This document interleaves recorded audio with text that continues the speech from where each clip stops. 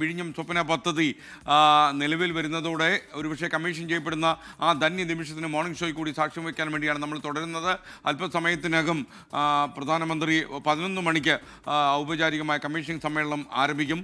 അലങ്കരിച്ച വേദിയിൽ ആയിരങ്ങളെ സാക്ഷിയാക്കി പ്രധാനമന്ത്രിയാണ് ഇത് കമ്മീഷൻ ചെയ്യാൻ പോകുന്നത്. 11 മണിക്ക് സ്വാഗത പ്രസംഗം നടക്കും. 11:02 സ്വാഗത പ്രസംഗം. നിങ്ങൾക്കറിയുന്ന പോലെ വളരെ അപൂർവമായ സാങ്കേതിക സൗകര്യങ്ങളുള്ള ഒരു സെമി ഓട്ടോമാറ്റിക് പോർട്ടാണ് വരുന്നത്. ഒരുപക്ഷേ പടുകൂറ്റൻ മദർ ഷിപ്പുകൾക്ക് താവളമൊരുക്കാനും നങ്കൂരമിടാനും കഴിയുന്ന തീരമുള്ള സ്ഥലം എന്നതിനപ്പുറം ഒരുപക്ഷേ ഈ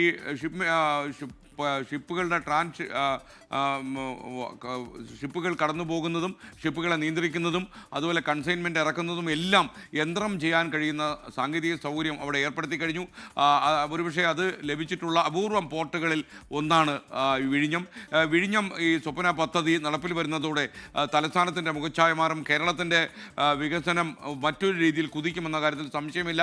ഇന്ത്യയിലേക്ക് തുറക്കുന്ന വികസനത്തിൻ്റെ ഒരു ജാലകമായി വിഴിഞ്ഞം മാറാൻ പോകുന്നു എന്നുള്ള അഭിമാനം നമുക്കുണ്ട്.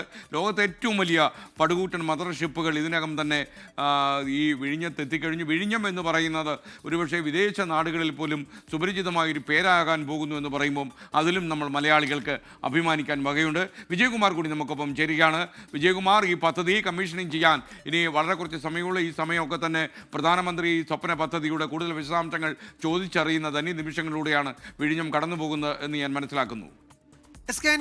പ്രധാനമന്ത്രി നരേന്ദ്രമോദി ഏതാനും നിമിഷങ്ങൾക്കുള്ളിൽ ആ വേദിയിലേക്ക് എത്തും. ഇപ്പോൾ അദ്ദേഹം തുറമുഖത്തെ വിവിധ മേഖലകൾ സന്ദർശിക്കുകയാണ്. പദ്ധതി പ്രദേശത്തെ വിവിധ ഭാഗങ്ങൾ വിലയിരുത്തുകയാണ്. നമ്മൾ ഈ കാണുന്നതൊക്കെ അവിടുത്തെ ക്രെയിനുകൾ, സെമി ഓട്ടോമേറ്റഡ് ക്രെയിനുകൾ നിയന്ത്രിക്കുന്ന മെഷീൻ റൂമുകളാണ്. ഈ റൂമുകളുടെ ഒക്കെ നിയന്ത്രണം വനിതകൾ തന്നെയാണ് അത് ഓപ്പറേറ്റ് ചെയ്യുന്നത്. ദൃശ്യങ്ങളിൽ കാണാം. അവിടെ തന്നെയാണ് അത് ഈ ഷിപ്പിൽ നിന്ന് ഷോറിലേക്കും ഒക്കെ ഈ ക്രെയിനുകൾ വഴി ഈ കണ്ടെയ്നറുകൾ ഇറക്കി വെക്കുന്ന ഓട്ടോമേറ്റഡ് ക്രെയിനുകൾ നിയന്ത്രിക്കുന്നത് വനിതകൾ തന്നെയാണ്. അത് വനിതാ ശാക്തീകരണത്തിൻ്റെ ഒരു പ്രതീകം, ഒരു ഉദാഹരണം കൂടിയാണ് വിഴിഞ്ഞം പോർട്ട്. ഒരുപക്ഷെ ഇത്തരം ജോലികളൊക്കെ അവിടെ നടക്കുന്നത് പ്രധാനമന്ത്രിയും അതിൻ്റെ വിവിധ വിശദാംശങ്ങളൊക്കെ കാണുകയായിരിക്കാം, ചോദിച്ച് മനസ്സിലാക്കുകയാണത്. തുറമുഖത്തിൻ്റെയും വിവിധ ഓഫീസുകളാണ്. നമ്മൾ ഈ വേദി ഇപ്പോൾ കാണാം. അല്പസമയത്തിനകം വേദിയിലേക്ക് പ്രധാനമന്ത്രി നരേന്ദ്രമോദി എത്തും. വേദിയിൽ ഇപ്പോൾ നേതാക്കന്മാർ അതുപോലെ തന്നെ ജനപ്രതിനിധികളൊക്കെ എത്തിയിട്ടുണ്ട്. നമുക്കത് ദൃശ്യങ്ങളിൽ കാണാൻ കഴിയും. 11 മണിക്കാണ് ഔദ്യോഗികമായി ഈ വേദിയിലേക്ക് പ്രധാനമന്ത്രി എത്തുന്നത്. ആദ്യം തുറമുഖ മന്ത്രി VN വാസവൻ വളരെ ഹ്രസ്വമായി സ്വാഗത പ്രസംഗം നടത്തും.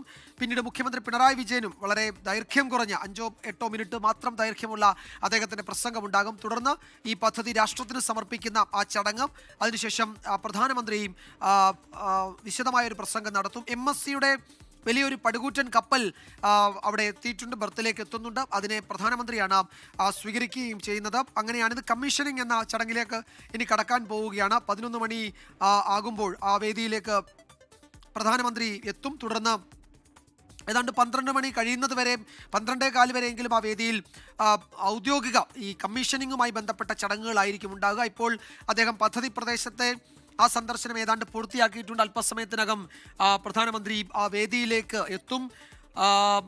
ഉദ്ഘാടനത്തിൽ നേരത്തെ നമ്മൾ പറഞ്ഞതുപോലെ തുറമുഖ മന്ത്രിയും മുഖ്യമന്ത്രിയും പ്രധാനമന്ത്രിയും മാത്രമായിരിക്കും പ്രസംഗിക്കുക. പ്രധാനമന്ത്രിയുടെ പ്രസംഗം മാത്രമാണ് 45 മിനിറ്റ് ദൈർഘ്യം. ബാക്കിയൊക്കെ ഹ്രസ്വമായ വളരെ ചുരുങ്ങിയ പ്രസംഗങ്ങൾ മാത്രമാണ് ഉണ്ടാവുക. ഈ വിഷയത്തിൽ ഇപ്പോൾ പ്രതിപക്ഷ നേതാവ് പങ്കെടുക്കുന്നില്ല. നേരത്തെ സൂചിപ്പിച്ചതുപോലെ പ്രതിപക്ഷ നേതാവ് പങ്കെടുക്കുന്നില്ല.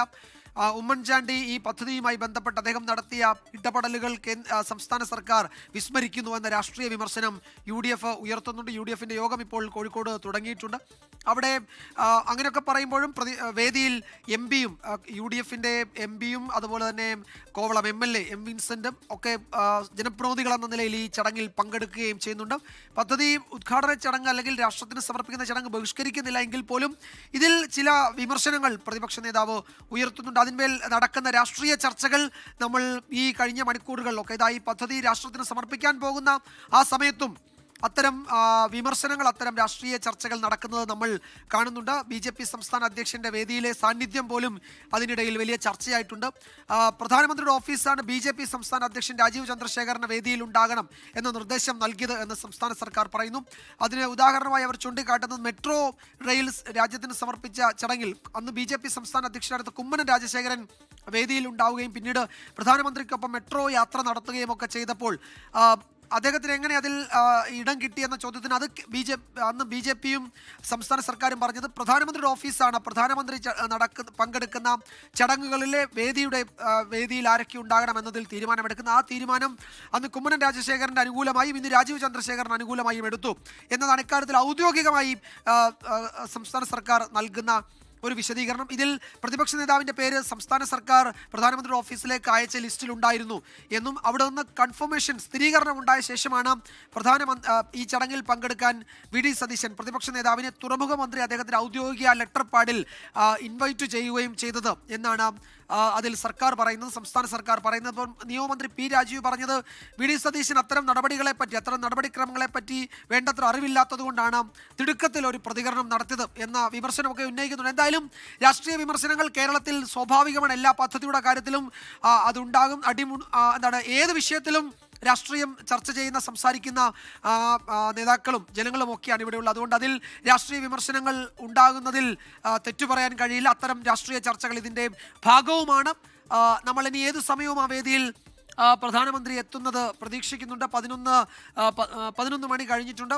ആ വേദിയിലേക്ക് പ്രധാനമന്ത്രിയും മുഖ്യമന്ത്രിയും ഒക്കെ എത്തേണ്ട സമയമാകുന്നു. അപ്പോൾ തുറമുഖത്തെ സന്ദർശനമൊക്കെ പൂർത്തിയാക്കി പ്രധാനമന്ത്രി അല്പസമയത്തിനകം വേദിയിലെത്തും. അത് ഈ പദ്ധതി വിഴിഞ്ഞം തുറമുഖ പദ്ധതി എത്രയോ പതിറ്റാണ്ടുകളായി കേരളം വളരെ സജീവമായി പല വേദികളിൽ ചർച്ച ചെയ്തുകൊണ്ടിരിക്കുകയാണ്. കേരളത്തിൻ്റെ വികസനത്തിൽ ഒഴിവാക്കാൻ കഴിയാത്ത ഒരു പദ്ധതി എന്ന നിലയിൽ തന്നെയാണ് വിഴിഞ്ഞത്തെ വിശേഷിപ്പിച്ചിരുന്നത്. അങ്ങനെ വിഴിഞ്ഞം അതിൻ്റെ വികസന ചരിത്രത്തിൽ ഒരു പുതിയ അധ്യായത്തിന് തുടക്കം കുറിക്കുകയാണ്. സാൻ ഫെർണാണ്ടോ എന്ന കപ്പൽ വിഴിഞ്ഞം തുറമുഖത്ത് കഴിഞ്ഞ വർഷമാണ് നങ്കൂരമിട്ടത്. അത് ഒരു വലിയ ആഘോഷമായി തന്നെ എല്ലാവരും കണ്ടതാണ്.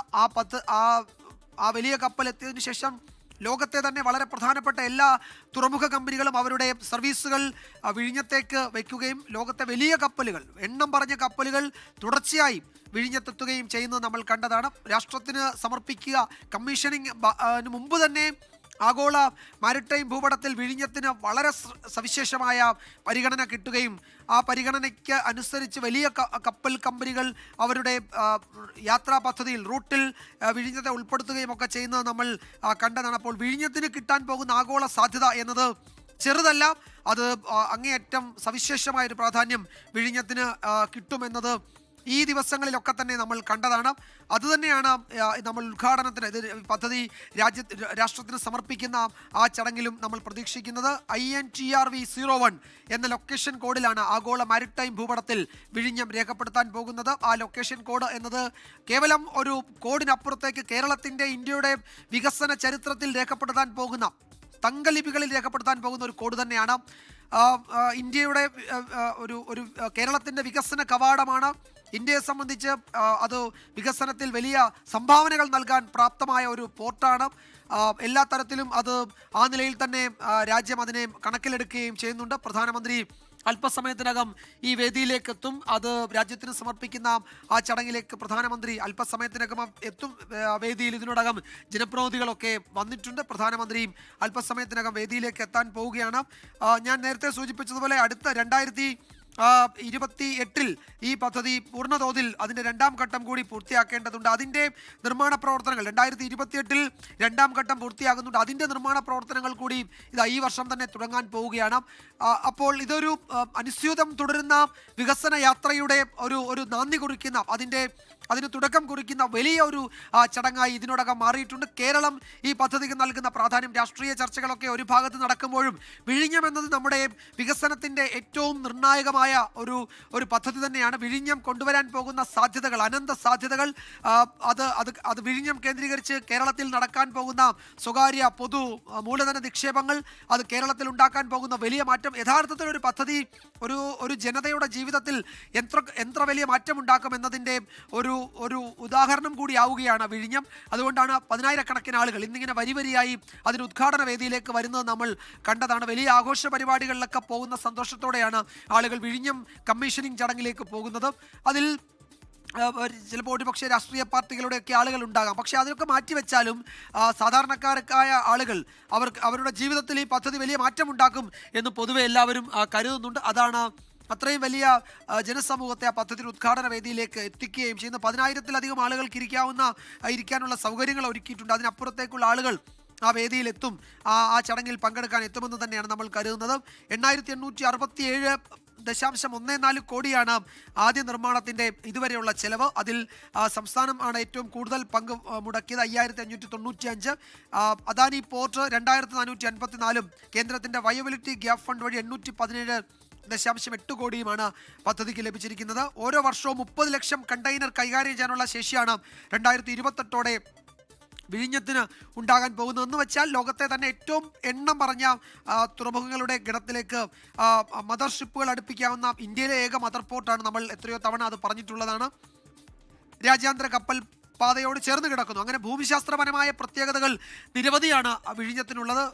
നമ്മൾ അല്പസമയത്തിനകം വേദിയിലേക്ക് പ്രധാനമന്ത്രി ഉൾപ്പെടെയുള്ളവർ കടന്നു വരും. അതിനുള്ള ഒരുക്കങ്ങൾ അവിടെ വേദിയിൽ നടക്കുന്നുണ്ട്. വേദിയിലും ഒക്കെ എല്ലാ പ്രധാനപ്പെട്ട ജനപ്രതിനിധികൾ ഉൾപ്പെടെയുള്ളവർ ആ വേദിയിലേക്കൊക്കെ എത്തിയിട്ടുണ്ട്. പ്രധാനമന്ത്രിയെ കാത്തിരിക്കുകയാണ് എല്ലാവരും. ഏതാനും നിമിഷങ്ങൾക്കുള്ളിൽ പ്രധാനമന്ത്രി ആ വേദിയിലെത്തും. ഇപ്പോൾ സമയം 11 മണി കഴിഞ്ഞ് 6 മിനിറ്റ് കൂടി ആയിരിക്കുകയാണ്. 11 മണിക്ക് വേദിയിൽ പ്രധാനമന്ത്രി എത്തും. തൊട്ടു പിന്നാലെ തുറമുഖ മന്ത്രിയുടെ സ്വാഗത പ്രസംഗം, അതിനുശേഷം മുഖ്യമന്ത്രിയുടെ വളരെ ഹ്രസ്വമായ പ്രസംഗം, പിന്നീട് 45 മിനിറ്റ് ദൈർഘ്യമുള്ള പ്രധാനമന്ത്രിയുടെ പ്രസംഗം. ഇതാണ് ഈ ചടങ്ങിൽ ഇന്ന് നടക്കുന്ന. 3 പേർ മാത്രമേ സംസാരിക്കുന്നുള്ളൂ. നമ്മൾ നേരത്തെ പറഞ്ഞതുപോലെ പ്രധാനമന്ത്രി ഈ പദ്ധതിയുടെ ഭാഗമായി എന്തൊക്കെ കാര്യങ്ങൾ പറയും എന്നത് പ്രത്യേകം പരിശോധിക്കേണ്ടതുണ്ട്. Road, rail connectivity, viability, gap fund, ഇക്കാര്യത്തിൽ എന്തെങ്കിലും കൂടുതൽ നിർദ്ദേശങ്ങൾ, കൂടുതൽ സഹായങ്ങൾ വിഴിഞ്ഞത്തിന് കേരളത്തിനൊക്കെ പ്രഖ്യാപിക്കുന്നുണ്ടോ എന്നതുകൂടി അറിയേണ്ടതാണ്. അതും ഈ വേദിയിൽ നമ്മൾ പ്രതീക്ഷിക്കുന്നുണ്ട്. അത് അദ്ദേഹത്തിൻ്റെ പ്രസംഗത്തിൽ അത് ഉണ്ടാകുമെന്ന് തന്നെ നമുക്ക് കരുതാം. അല്പസമയത്തിനകം പ്രധാനമന്ത്രി ആ വേദിയിലേക്ക് എത്തുകയാണ്. വിഴിഞ്ഞം അന്താരാഷ്ട്ര തുറമുഖ കമ്മീഷനിങ്ങിനുള്ള എല്ലാ ഒരുക്കങ്ങളും പൂർത്തിയായി. പ്രധാനമന്ത്രി നരേന്ദ്രമോദി പദ്ധതി പ്രദേശമാകെ കണ്ടു, അദ്ദേഹം വിലയിരുത്തി. അദ്ദേഹത്തെ തുറമുഖ അധികൃതർ അവിടുത്തെ പ്രവർത്തനങ്ങൾ വിശദീകരിച്ചു കൊടുത്തു. MSCയുടെ വലിയ കപ്പൽ ബർത്തിൽ നങ്കൂരമിട്ടിരിക്കുന്നത് നമ്മൾ കാണുന്നുണ്ട്. അതിനെ പ്രധാനമന്ത്രി ഔദ്യോഗികമായി സ്വീകരിക്കുന്നത് ഇന്നാണ്. കമ്മീഷനിങ് എന്നത് ഏതാനും നിമിഷങ്ങൾക്കുള്ളിൽ നടക്കാൻ പോവുകയാണ്.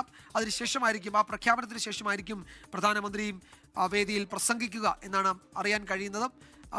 ഏതാനും നിമിഷങ്ങൾ മാത്രമാണ് ഈ ചടങ്ങിന് ഇനി ബാക്കിയുള്ളത്. വിഴിഞ്ഞം തുറമുഖം രാജ്യത്തിന് സമർപ്പിക്കുകയാണ്. ഇന്ത്യയുടെ വികസന ചരിത്രത്തിൽ അതിനിർണായക പങ്കുവഹിക്കാൻ പോകുന്ന ഒരു വലിയ തുറമുഖം, കേരള ചരിത്രത്തിൽ തന്നെ സുവർണ ലിപികളാൽ രേഖപ്പെടുത്താൻ പോകുന്ന ഒരു വലിയ വികസന പദ്ധതിയുടെ ഏറ്റവും പ്രധാനപ്പെട്ട ചടങ്ങ്, അത് രാജ്യത്തിന് സമർപ്പിക്കുന്ന വലിയ ചടങ്ങ്.